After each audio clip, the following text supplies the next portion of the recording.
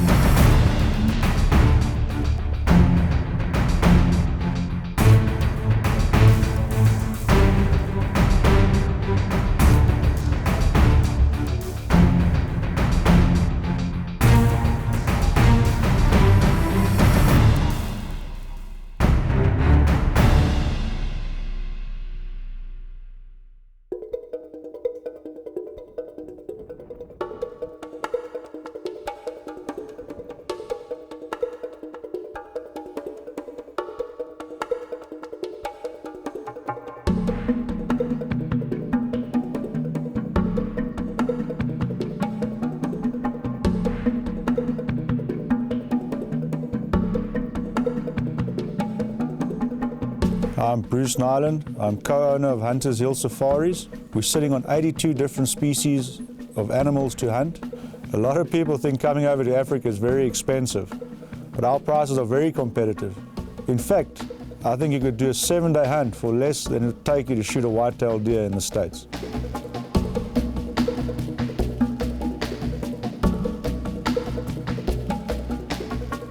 This is one thing I was not expecting, this cold weather. I mean, I'm prepared gear-wise for it, but what's it going to do to the animals? Most of the time the animals will sit tight, you know, because they were probably waiting for the sun to come out, but we'll try a different approach today. What I'm thinking we'll do is we'll get onto a high area, and I'm going to have our guys almost do those old traditional beats and see if anything comes our way and take it from there, you know. But later in the day, if we get some sun, it'll be a beautiful day, hopefully. Yeah, well, let's hope.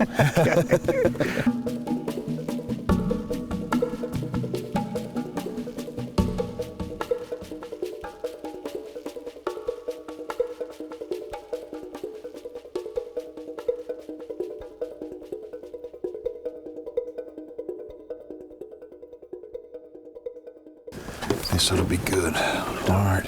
What we did, we just dropped the trackers off up on top of this big mountain where we had a beautiful view. I could have stayed up there and watched for a long time.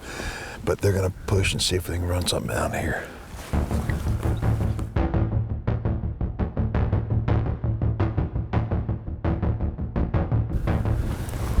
This is no different than the strategy that we'll use a lot of times out west hunting mule deer.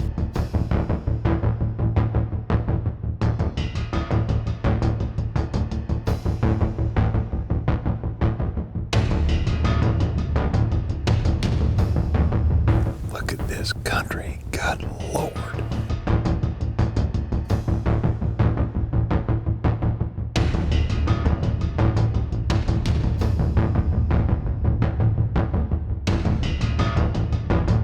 Oh, look at that.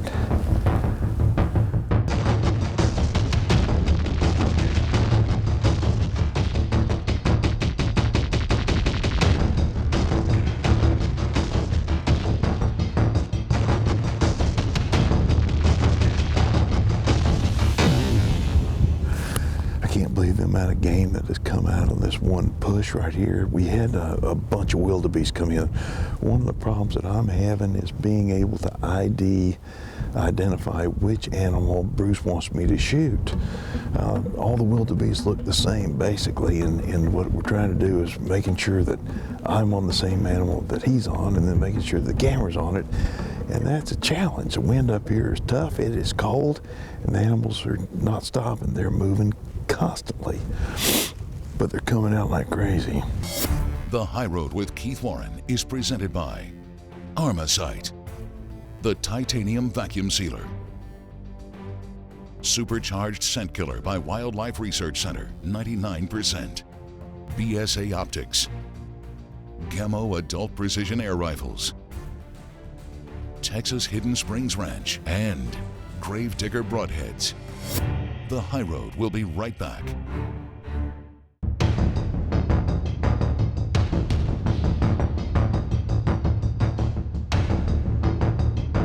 The beauty of Hunters Hill is if you're a first-time customer, client, or third, fourth return client, is when you come here, if let it be your first safari, you're going to get to see 20, 30, 40 different species. It's just, the time you leave here, you almost know what you want to shoot the next time round. On this particular hunt, Keith wanted to do it all walk and stalk, and I think he's in for a big surprise. We're going to have to do a hell of a good job of communicating, Colton, because I do not. I'm going to be hard of hearing. I know you can hear me, but I'm not going to be able to hear you very well.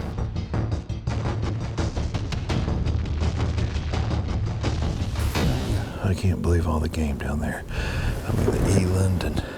There's actually a big Impala male just other side the eland. See that little clearing? He's standing in a clearing just facing other the side. left, facing quarter yeah, to the that's left. that's a good male. That's a good male. Try and take a shot if you can. Okay, yeah, I see him. Okay, okay. That's a good male.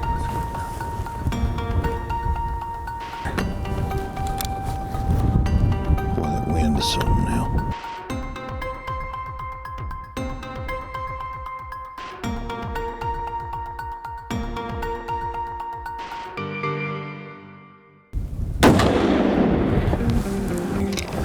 Shot. Run down there, but I'm sure he was going to lay down up down there. Yeah, he just laid down. Yeah. He just laid down. Perfect, perfect. Tack around and drive around there. Boy, that wind is awful. It's good job. I know quite a few guys that have come to Africa hunting, and they have not been real happy. And what it is, they're not happy because the outfitter wasn't real clear to them the way he was hunting or where he was hunting. And I want to stress this by saying that there's a lot of outfitters that go and say, well, they hunt South Africa, but you got to be thinking about this. They say, well, they've got a lot of different species, and that very well may be true, but they don't have them on one piece of property. You know, they may be hunting 6 or 8 or 10 different ranches. And so as you talk to an outfitter, as you're picking the outfitter that you want to go with, one of the important questions that I would throw at them is, how much time do you spend in the truck driving back and forth to the hunting areas? Because you only have a limited amount of time once you get over here, and you don't want to spend that time driving around in the truck. You want to spend that time hunting. All these outfitters, yes, they may provide lots of different species, but the key is asking them, how much travel time do you have to spend to go from one species to the other?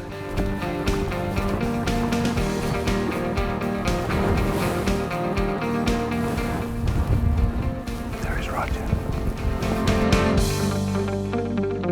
Well, here's what he looks like, and he's a whole lot more massive than what I thought. I mean, he's a pretty animal. They're not real big. How much do you think he weighs?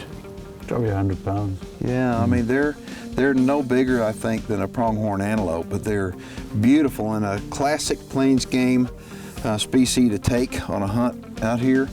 And I'm really, really happy with him. The plan worked out perfect. I mean, he stood out there and didn't have any idea we were up on top of the rock. So there were literally hundreds and hundreds of animals below us, kudu and eland and wildebeest, and I mean, it was amazing. And then all of a sudden, bingo, you spotted him. Yeah, And he was looking at trackers, I guess. What do you think? I think so, and trying to find a way to sneak out of there, but we pulled a great shot on him. Yeah, and now we're going to take him home with us. What a good animal. I'm thrilled, and I'm really thrilled now that the wind has kind of settled down a little bit and it's getting a little bit warmer. It feels more like hunting weather. But that's a real nice Impala. Look at him.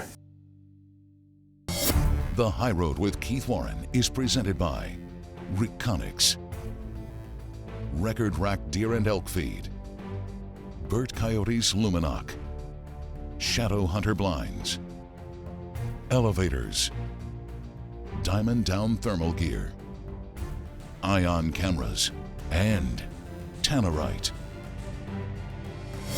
The High Road will be right back.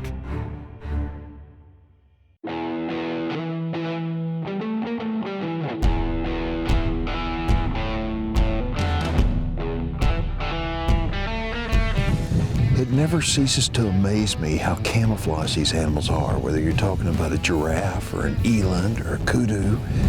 They're camouflaged and they're doggone hard to see. And so it's a good thing to have multiple sets of eyes up here because they can move through that brush and if you're not looking right at them, you're not going to see them.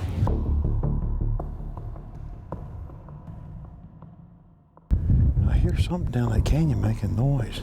That's a baboon making that noise. Ooh, that's nice. Well, why don't I stay with the dog right here? I was going to quickly look off this place here and see if there's any animals down here, but it's this time of day they like to be. I'll stay put right here, find a baboon. We had walked no telling how far that day, and we came up on this big bluff. And we had a little dog with us. I mean, the dog was kind of like he was just a hunting partner, okay? And we're gonna ease up that bluff. So the dog and I stay back, and Bruce decides to go over there and just take a peek over. And if I was an animal, I'd be down that bluff too. He's got to be something down there. Oh, yeah, come on. Turns out he walks over there, just sticks his head up just a little bit. Get over here. Got some wildebeest over the side, yeah. Oh, I heard a wildebeest down here. Need to get you up under that rock. And I look over there, and I mean, the wildebeest had no idea we were up on that bluff at all.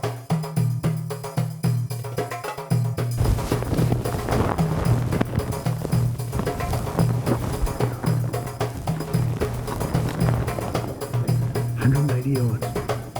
Second one from the left, the one that's standing broadside.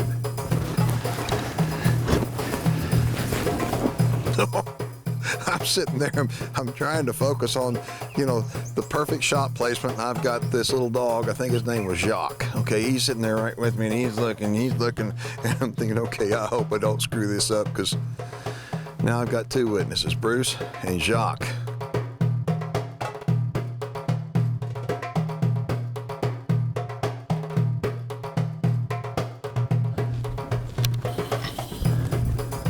All right, here we go.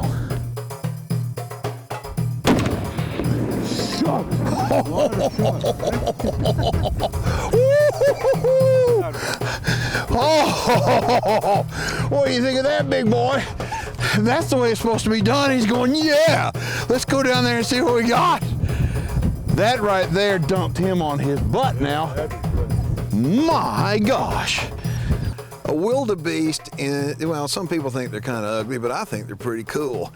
And they are big. They're big in the shoulders, small in the rump. They're built to run fast from the moment they hit the deck because predators will eat them. They've got great senses, a big old nose that can smell stink. They got great ears, great eyes, and they got it all. And I'm telling you what, if you're gonna put one down, you better make a good shot.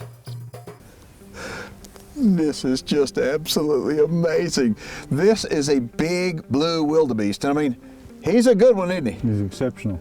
He's exceptional bull. I think this bull, when we talk inches wise, will go over 30 inches, which is incredible. Bulls that big, you don't get shot every day. Really exceptional. I'll tell y'all something. I wound up today alone, I promise you, I have seen 300 of these guys. I mean, maybe 400 or 500, I don't know. I mean, you lose track. The only place I've ever seen more of these was watching The Lion King with the kids when they were little, because they were running all over on that movie, but they're running over like The Lion King right here at Huntershill. I mean, this is, but you look at him, you can tell he's an old bull. Just look at his horns. I mean, they're weathered, they're cracked, and they just, I mean, he has really experienced a long life out here. You know, you got to think, how many different predators has he evaded over the years, and you know, what all has he experienced? I mean, this country is so vast, and it's so beautiful compared to what I really was expecting. But the cool thing about coming here is the fact that they've got more species of animals to hunt than any other place that I know of, period. And the cool thing about that is that when you come hunting, you spend your time hunting and not driving from one piece of property to the next piece of property, and you spend your time actually hunting. And that's one thing that when you wind up going, for example, to a sports show, and you see guys from South Africa all the time. I mean, there's lots of outfitters from South Africa. How do you pick a good one? Well, first off, that's a great one, all right? But how do you go about picking a good one? Ask lots of good questions and ask to talk to references. And so what I would encourage you to do, go to the website, go to Huntershill Safaris website. We've got a link right on the bottom of the screen right now. We also have a link off of our website to their website. Get on it and communicate with them via email is the best way. Anyway, this is a great outfit. I could not be more happy. The weather has been it's been giving us a break so far. And Bruce, thank you. Well done, Keith. Thank you so much. Folks, if you've ever wanted to come to Africa, I got to tell you this. Coming over here, the worst part about coming to Africa is the travel over here. I mean, it does take a long time to get here. But other than that, everything else is better than you could ever imagine when you come right here. So anyway, we're going to get this guy taken care of, and then guess what we're going to do? We're going to continue hunting because we're in Africa. The High Road with Keith Warren is presented by Walls Outdoor Goods, Liberty Safe, Oilfield Camo, Savage Arms, OpticsPlanet.com, Darton Archery, Vortex Rangefinders, Supercharged Scent Killer by Wildlife Research Center, 99%, Castle Rock Outfitters, and Gerber. Tannerite brand binary exploding rifle targets presents viewer feedback. This is from a fellow by the name of Jack. He's from New York. He says, hey Keith, I'm in the market for a new safari rifle. I'm wondering if you had any recommendations. I want a rifle that is accurate and not too heavy because I do a lot of spotting and stalking. Thanks for your advice. Jack, that's a really good question. It's hard for me to really tell you specifically exactly what I would recommend because there's lots of questions. What are you going to be hunting? How far are you going to be shooting? Do you need to have open sights or do you need to have variable power scope?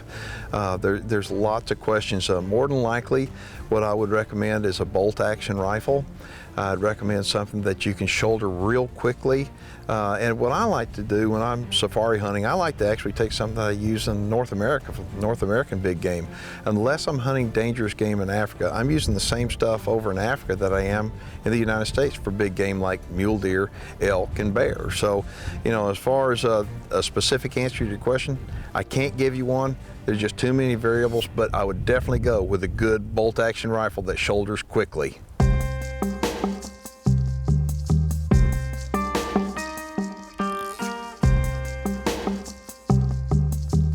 This is a pretty cool setup here. What we have is a blind, a shooting house, if you will, and for archers.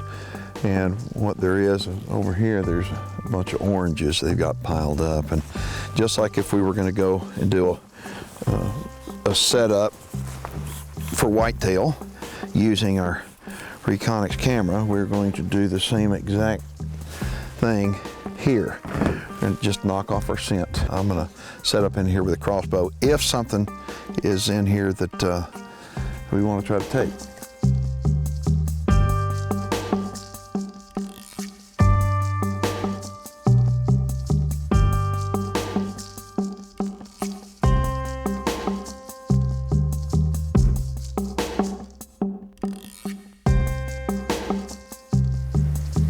You can see that Reconyx game camera out there. Some baboon's been monkeying with it. Little foxes. Those are cool looking little animals.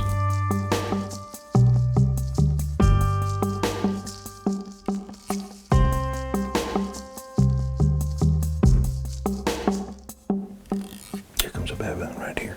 Here comes one. It's a big one too.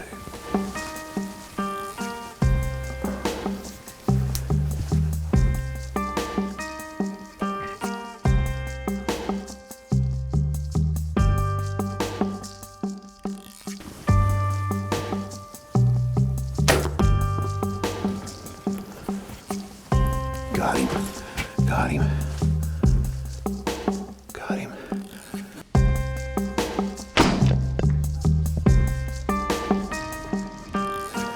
Well, this is what he looks like. I mean, this is a bigger one than I shot last night. You know, again, I used the dart and crossbow and made perfect shot placement on him. You know, well, tonight, some rhinos came in and had everybody on edge, even the baboons. But take a look. I mean, this is a big one. He came in right at dark and offered me a perfect shot, and I put the Gravedigger broadhead right through his heart. But take a look at his ears. The ears are really cool looking, and he's got his eyes right here on the front of his head, looking straight forward, a long snout on him, and I'll tell you what, these guys got it all. I mean, they have got an unbelievable nose, and I am sure glad I sprayed down with scent killer. But, you know, some people like, you know, taking baboons, others don't. Personally, I like taking them, and given an opportunity, especially with my crossbow, I'm gonna do it. So what a good way to round out the day. At least for me, not for him, but for me it was.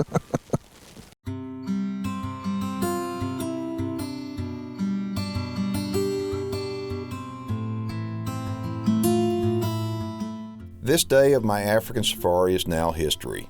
It's been one that I'll never forget. How could I? How could anyone that experiences the magnificent beauty of the Eastern Cape of South Africa? Hunting is not just about the killing of an animal. To me and my fellow hunters, we know that hunting is always about the joy of the hunt.